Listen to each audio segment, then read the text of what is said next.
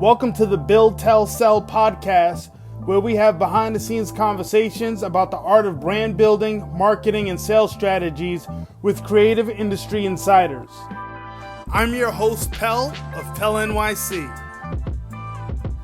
Kevin Chao went from getting a degree in city planning to becoming a self-taught fashion designer and currently being the retail planner for the Whitaker Group. The Whitaker Group houses multi-chain stores under the names Ma Maniére, Social Status, APB, and the standalone Prosper.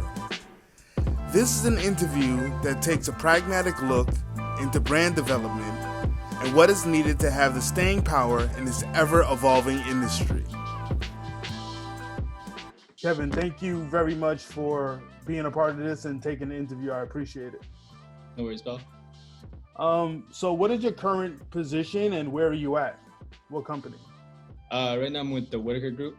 My position is somewhat fluid, but a retail planner, and I guess more or less the number two behind the man. Oh, that's what's up. So to be more clear, what company's stores are underneath the Whitaker Group and how many total? Okay, so the Whitaker Group consists of Ma Maniére, Social Status, APB, and Prosper. Altogether, currently right now, there's 18 stores, and I think across 14 or 13 cities, with a few more coming online, hopefully later this year, if not 2021. Great. So how did you actually get into this side of the business? This side of the business is a good question. I started off technically on the other side of the business, doing design, kind of sales, marketing, more brand work. And with that, actually, I got introduced to the owner of the Whitaker Group, James Whitner. And then we basically kept a really good relationship throughout the time that I was on the other side of the business. And when I decided to change jobs, in a sense, I reached out to him and asked if I could join the team. And obviously a lot more detail in that, but now I'm on the team. That's what's up. And I know you for doing good work, and he talks very highly of you. So what are some attributes that you consider to be for a good brand? For a good brand, definitely authentic point of view. Like, stick with what it is that made him or her decide to build that brand, and don't really go trend hunting. Obviously, we see a lot of brands coming in and out, and we see a lot of brands just email us out of the blue with the product that is hottest, and just a cash in quick, cash out kind of thing. And that's not really how you start or maintain a brand, in my opinion. What are some common missteps that you see developing brands have? I mean, I don't think there's quite a blueprint, but I think the common misstep is not knowing your own market. Like, we have different boutiques that cater to different demographics and different people and different price ranges. So the common misstep would be somebody emailing me about a more streetwear, price conscious brand that wants to be put in, let's say, Ma Maniére, up against like Dior and Balenciaga and those kind of brands. It's just the wrong fit off the start. So he or she would be better off doing some research and looking into exactly where the brand fits properly. Got you. How did you get into design? I think like almost everybody else, just passionate, curious, and the internet, really. So you didn't go to school for design? No, technically not. I went to school for urban planning and I guess design, but that was more city-based and how cities work in a sense. But through that, I definitely learned how to use the programs, Photoshop, Illustrator, InDesign, I guess the Creative Suite. So yeah, through that, I definitely got my first touch base with design programming. So doing like development and understanding how cities move, has that played any part into your designing and you looking at the market and understanding markets? Definitely, yeah. I think the best thing I ever did was take that urban design class or degree, I guess. I mean, I'm a practical person to start, but learning how to plan cities is definitely something that helps in what I do now, period. Whether it is figuring out different uses, figuring out different, just being able to, I guess, bring everything together.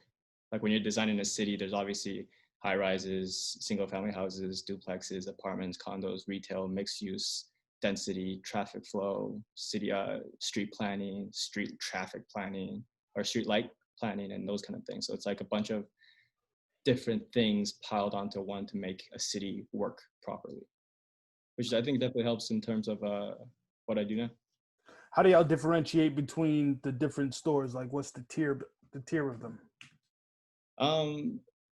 Basically by brand mix, and I would say somewhat price in itself differentiates it without us having to quote unquote do anything.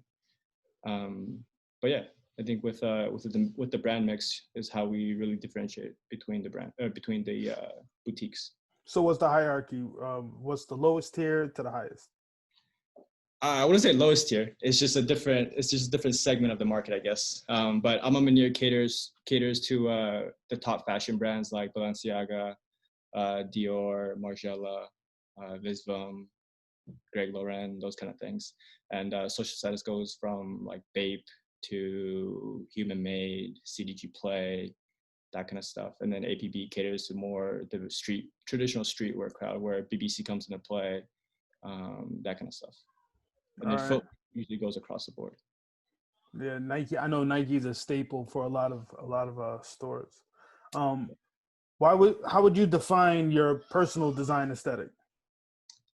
Personal design aesthetic, man, I haven't touched design technically for a little minute, but obviously we get to work on a bunch of projects here, whether it be shoes or apparel or even just store design. But I would say, again, pragmatic. And efficient. How does it feel to be able to watch all segments of the company come together, from the planning of this being hands-on or watching the development of the store, the location, all the way to the product mix to, doing a little bit of private label? No, it's great. Like, I think this is more than I could ever ask for. I get to touch as much and as little as I want in terms of what we do. So it's great to be able to put your quote unquote own fingerprint on it, and working with gyms has been nothing short of dope. That's good. What are some things that brands should consider before they want to start selling in the hotel retail space? What should brands consider before they want to start selling into hotels space? No, wholesale. Oh, sorry. I mean, do your research, and I guess give a proposal that people like me or people like on my side of the business basically can't say no to. Like, there's no holes to pick.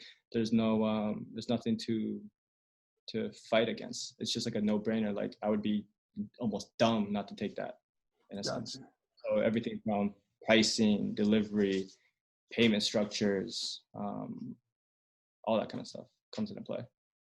What brand outside of fashion or footwear would you love to just get your hands on and just rebrand, redesign, remold? Redesign, rebrand. I mean, I'm a big car guy. I know. Motorsports, in a sense. I don't know if I would redesign or rebrand, but I would definitely like to have input or help with the Ferraris, the Porsches, the McLarens, those kind of the things of the world, Ducati, like that kind of stuff. I feel like they definitely take design and engineering to the next level, and be able to create some of the things they're be able to create would be really dope. That's dope. What are some of the most interesting marketing campaigns that you've seen outside of clothing? I mean, don't say cars. I mean, I grew up on like Nike commercials, I would say. like the Whedon and Kennedy kind of commercials. When I found out that Nike didn't do quote unquote their own commercials in a sense, but obviously it has a lot to do with their branding. It was just really interesting to find out that part of the business to a degree. And I mean, I think their commercials just connect, No, especially. but what commercials outside of clothing? Oh, outside of clothing. Sorry. Yeah. I mean, the last Uber commercial was pretty good. The thank you for staying at home and not using Uber from Uber. That was a little. That was creative. That was a very nice reverse psychology kind of play. That's we care. So when you come outside, definitely use us. Exactly. Like it was almost a genius move to get their brand in front of people and get people talking about their brand without using their brand. Yeah. I think those are. As a kid, what cereal brand were you into? Hilarious. My cousin is American, and I would spend summers with him in New Jersey. And there was a cereal brand that he could get in the U.S. that I can't get in Canada. What? Cookie Crisps. For real? Genuinely, a few times in the summer, I think I had him send me some, and then whenever I would visit him, I actually brought some back in my luggage. Couldn't get Cookie Crisp in Canada, man. Damn, I should have known that when I was going to Canada to visit my brother. I would have came out there with mad Cookie Crisp, slinging them joints. It's the same thing with sneakers in Japan, right? True indeed. I remember when I used to go to China, I see this before dudes was like hyper collecting, and they never had my size, dude. Exactly. Never had. But I wasn't forward thinking on buying and bringing back and trying to sling. I wasn't forward thinking on that. Outside of social media, what are some ways that y'all are engaging with your customer? Outside of social media, obviously social media plays a very, very key role in what we do. And I would believe what everybody does these days if you're a business. But we definitely pride ourselves on our brick and mortar experience and this experience that we came up with recently or within the last year and a half called Be Social, which is basically a community outlet platform space that is given to the community free range, basically. Any event, any pop-up shop, any podcast, anything like that is available to be done through the space for free by the community. The space is dope. Like visiting the space in Charlotte is like the only thing that you got to pay for is a beverage, and that's not mandatory, right? So it's like you can sit down, use the Wi-Fi. Then y'all also have like run clubs and the free game when people come in, various people come in and they just like share. I think that's very important. I think that's actually dope. It's like a fashion WeWork. Yeah, to a degree. Yeah. Hopefully we don't go bankrupt like WeWork though. Nah, with James behind it and you behind. Nah, but I mean that Be Social concept has been has turned out great. It kicked off amazingly, and it's kind of turned into its own little beast. And we're gonna start with APBU, which is a play on Be Social, but for the APB stores, and then Hand Wash Cold we've recently done for Ma Maniére, which is basically the same thing as Be Social, just for the different level tiers of brands that we have. So this is going to be community based, where y'all actually hosting the space for community. Yeah. That's dope. Some of it might differ with depending on which space it is and which city, but in its base essence, yes. That's dope. I think it's very much needed too. As far as marketing because I know that you've lived and I know you've been around the world, was in Paris with you, which was great. But I know that your background is Taiwanese, in Canada, and now in the US. How do you see the similarities in the global market? I mean, the internet makes the world flat, but I think each country and city and region of the world has their own unique vibe and unique way of going about things. But I mean, Canada and the US is pretty similar in terms of their mindset. Taiwan might be a little bit different, but I'm not too familiar with it that I would want to speak on it.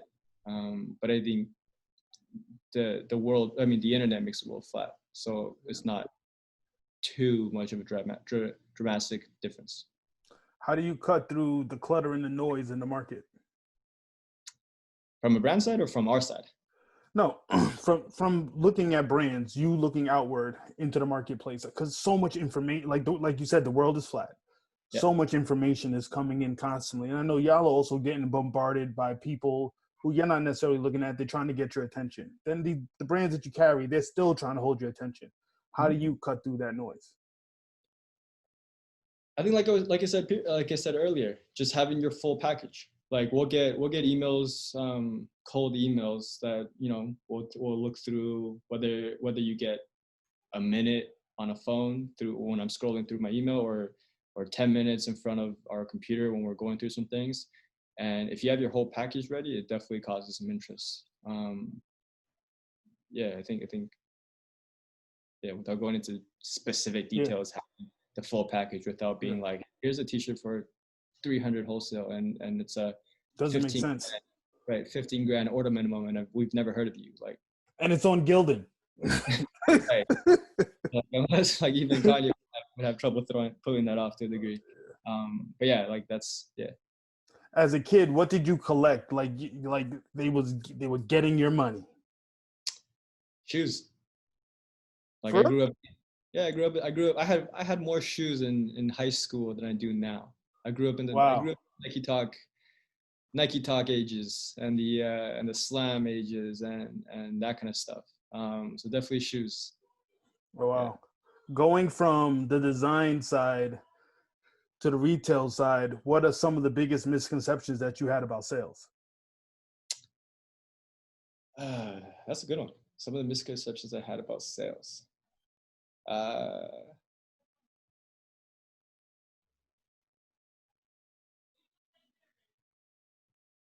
think just like the sizing and the colors definitely threw me off with the US, especially regionally.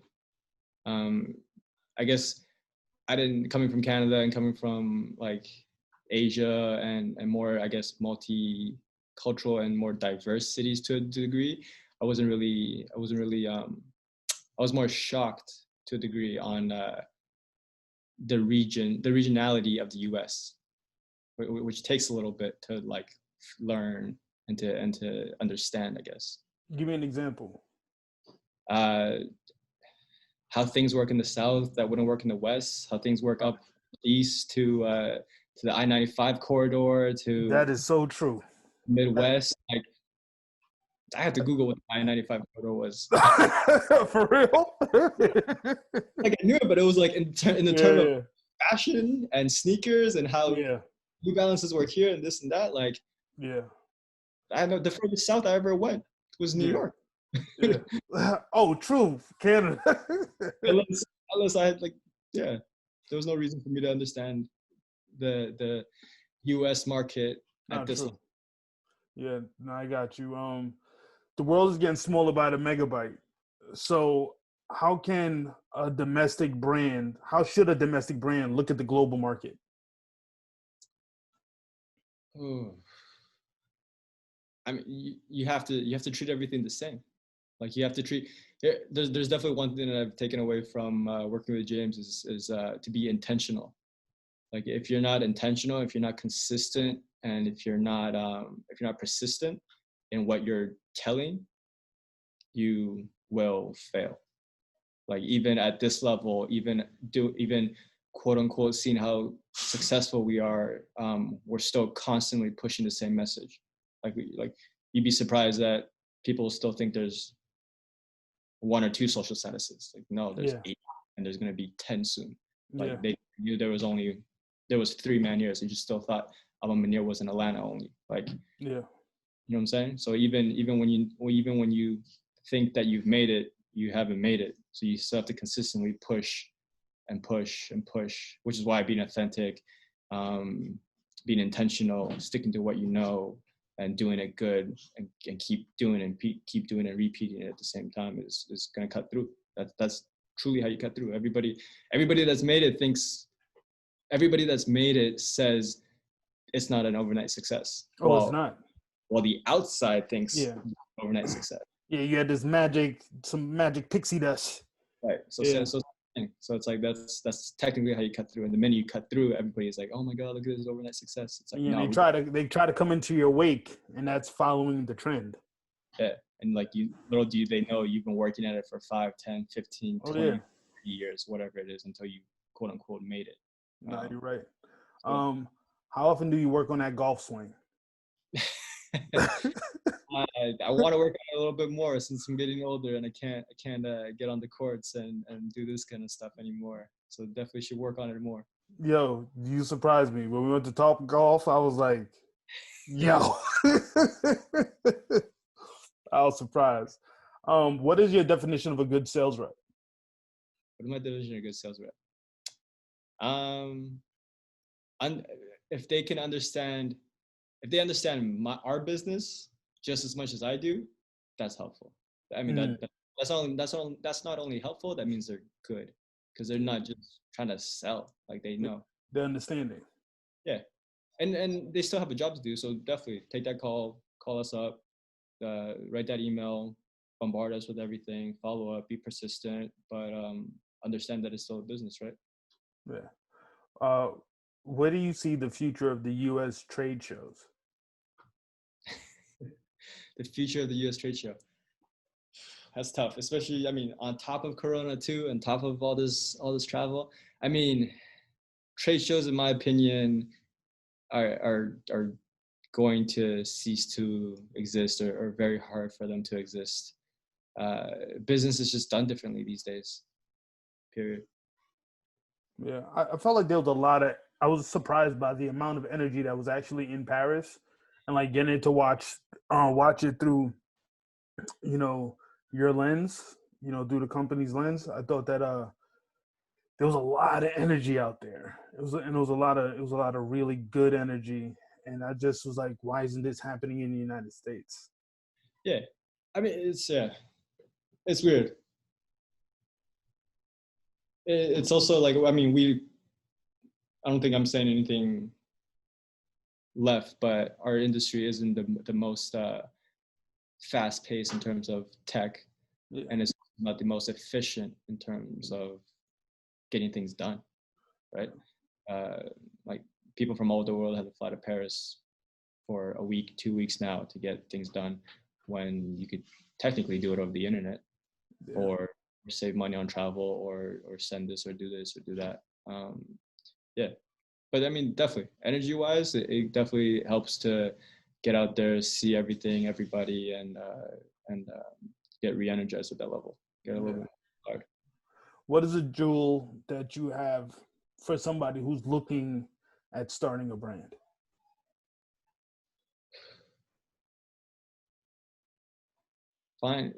Try to find a gap. Try to find things that you haven't quite seen before, or do something much better. Like, nobody needs another quote unquote t-shirt brand, in a sense. But if you can find a way to do that better, then yeah, give it a shot. And I know y'all got a bunch of stores and a bunch of social handles. Where can people find y'all? Ma Maniére, I think, is at Maniére_USA for IG and Twitter and all that. Social status is at social status PGH, and APP store is at APB store. And Prosper is at Let Us Prosper, and all those websites and Google and all that kind of stuff. Cool. Hey, I really do appreciate the time and the insight. I appreciate it. Thank you. No worries, pal. Thank you. Good talking. All right. Thank you so much for tuning in. The show is available on video at PELNYC, IGTV, and YouTube, and audio in iTunes, Apple Podcasts, Google Play, and Spotify. Please subscribe to the show, and if you feel so inclined, leave us a 5-star rating, and please leave a comment for your thoughts on this episode's insights and ideas. And most importantly, please enjoy life nurturing your creativity.